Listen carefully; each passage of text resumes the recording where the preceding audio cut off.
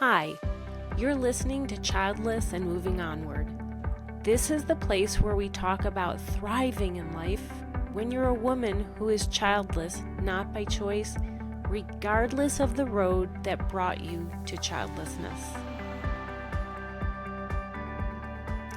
Welcome to episode 38 of Childless and Moving Onward, where I dive into the complexities, challenges, and sometimes odd moments of being childless not by choice. Today, the topic that I'm going to be discussing is self-acceptance. Because if you can't accept yourself, who will? I'm your host, Gail Miller. I'm a physician, life coach, and speaker, and I'm here to guide you through this important discussion with a touch of humor and a whole lot of heart. Let's start with the tough stuff. I mean, in reality, it's all tough. But some parts are kind of extra special when it comes to the difficulties, the challenges, and that is the grief and the sense of loss. For most, the pain of not having children, no matter how much you want them, it's real. I would say for everyone who's childless, not by choice, that pain is real. But it's not always recognized by others. Those immediately around us, our loved ones, our bigger communities, and certainly not by the greater society.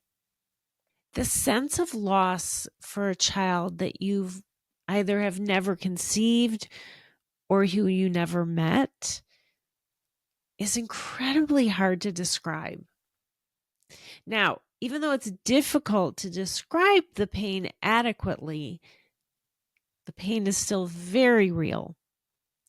So it's key, it's vital to recognize that your grief is valid. And you deserve to acknowledge your grief and be able to express it and have it validated. So think about this. How do you navigate this grief in your own life? Do you pretend it away? Do you honor it? Acknowledging it and letting yourself feel it, as painful as that is, as uncomfortable as it is a necessary step in the path of self-acceptance. But another key component towards achieving self-acceptance is practicing self-compassion, especially embodied self-compassion. And that is a practice that combining your own physical awareness with kindness to yourself, and you do that to cultivate a more compassionate relationship with yourself. So it's a process that involves observing your body's sensations, which we often don't do. But observe what you're sensing inside those sensations. Treat yourself gently and acknowledge your experiences, including all of your emotions, because they are all valid. When you do this, it allows you to build a connection with yourself. It helps you to develop trust in yourself, to integrate your grief, and then build a sense of safety within your body. It's kind of like giving yourself an extra large box of chocolate wrapped up in a big hug for yourself. But you're doing it in your mind, so you don't have the odd feeling of actually hugging yourself in public and doing it as you're devouring a box of chocolate. So in order to do this, because most people don't do this, no, most people aren't familiar with it, or know what to do, are comfortable with it. So in order to do this, to cultivate embodied self-compassion, you have to start with small steps. So do something like take a mindfulness practice. I know we hear about mindfulness all over the place, but it's so key to all of this. It's incredibly helpful. It's incredibly important to do this because it is effective. But start with a practice of just becoming aware of your thoughts and emotions. Don't judge them. Just sit and be aware of, what am I thinking? How am I feeling? And then engage in activities that bring you a sense of peace. So pay attention to your inner dialogue and replace self-criticism with supportive statements. But first recognize you're human. So that means you're imperfect. You're not meant to be perfect. None of us is. So leave the self-judgments at the door, the ones that diminish how you feel about yourself. To do this, start with this exercise where you write a letter to yourself as if you're writing to a friend who is struggling. What would you write to this friend? You wouldn't demean her. You wouldn't criticize her. You'd show her compassion.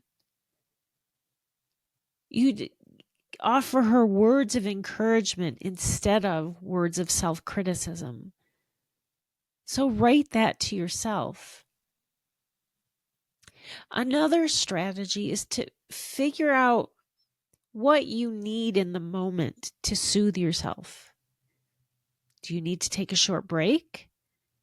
Do you need to spend time with a pet?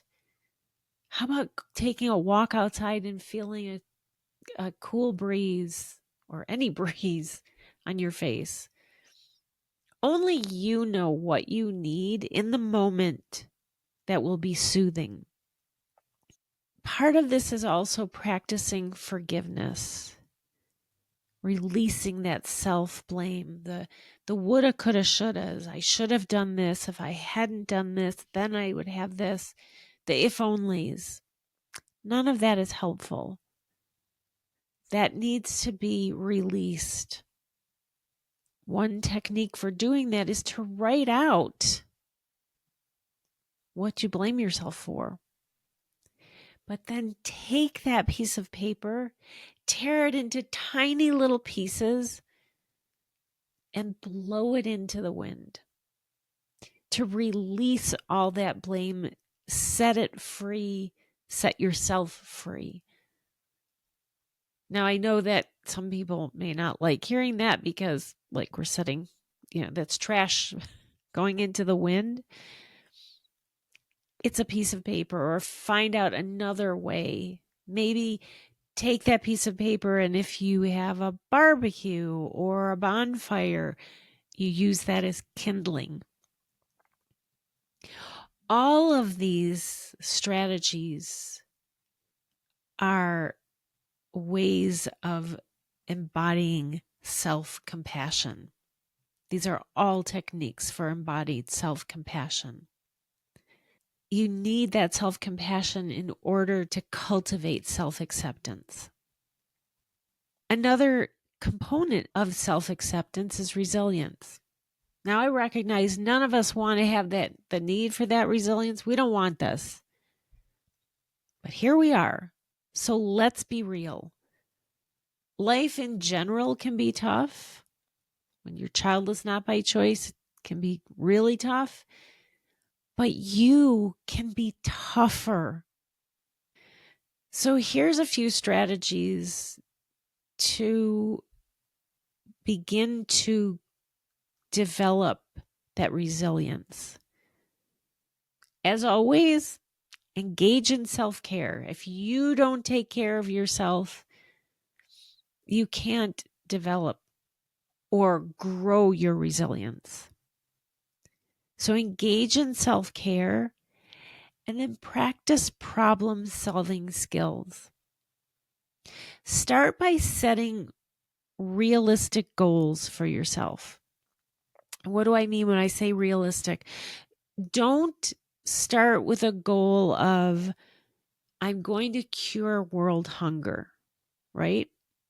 Probably none of us are going to do that. Or tomorrow I am going to go on a diet and I'm going to start working out an hour every day in the morning and an hour every day at night. Okay. That's if you've never exercised and you have been kind of winging it with eating healthy, and now you're starting to do all of this all at once, it's probably not going to be something that you can continue every day as a habit. In order to build that habit, you have to start out small. So maybe you decide, hey, I'm going to eat more salads and I'm going to go for a walk, a 15-minute walk every day. And then you build on that. So set realistic goals for yourself and then you break them down into smaller, achievable steps. You want to start working out more? Okay, don't start with, if you've never worked out, don't start with, I'm going to work out an hour in the morning and an hour at night every day, 7 days a week. Start out with smaller steps that you know you can achieve each day, and then you build on that. But also remember, it's okay to have a bad day or more than a bad day. Just don't use it to completely derail your path of healing. Don't look at it as, oh, I had a bad day. I didn't meditate. I didn't journal. So it's all gone. No, you'll have a bad day. We all have bad days. Sometimes it's a week. So sometimes it's more than a day. Don't look at that one time that you've missed as meaning, oh, it's gone. I can't do anything with this. Allow yourself the grace to have a bad day and to recognize it as that, instead of seeing it as a failure and a reason to give up. See it for what it is, the human experience. Humans are not perfect. But self-acceptance also involves finding meaning and purpose. In our situation, specifically being childless, not by choice, it is recognizing that purpose is more than parenthood. That is the beginning of this. I realized that's, what we all wanted was to be mom. That's not what reality is. So while that is what you wanted, that's not what you have, now is the chance to lean into seeing that meaning can be more than just being a mom. So explore your passions or look at new ones. Engage in old hobbies, re-engage, or find new ones. Begin volunteering. It is possible to make an impact around you without being a mom. So focus on this personal development, and that can be incredibly empowering. It's not to say that this is an equal substitute for the meaning you wanted to have as a parent. It's not the same. It's not to say you won't miss that you won't miss feeling the purpose you had imagined being a mom. This is saying that you can find other purpose besides being a mom. But how do you start to figure this all out for yourself? Take time to reflect on your values, on your strengths. And yes, you do have them. When I say this sometimes to clients, the immediate reaction is, well, I don't have any. Because the pain that comes with being childless not by choice, and the messages we get from society about motherhood, that's the most important job in the world, we're not doing that job. It means some look at it as meaning we've failed. We haven't. You have strengths. That is where taking a look at yourself, showing yourself compassion, allows you to recognize, I do have strengths. So take time to reflect on that. As I said, reflect on your values, your strengths that you do have, and what brings you joy. That is part of the path to finding activities that will fulfill you. And with that, it brings a sense of self-acceptance. As I wrap up today, I want you to remember you're not alone on this journey. Embrace your unique story. Self-acceptance is a journey, but it's best taken one small step at a time. All right, that's it for today. I will be back with you next week. Thanks for listening to Childless and Moving Onward. I hope this episode was helpful to you. If you liked what you heard, you can get more help from me with my guide, Steps to Overcome Self-Doubt and Feel Worthy When Being Childless Isn't by Choice. Click on the link in the episode notes, or you can find it on my website, pathonward.com.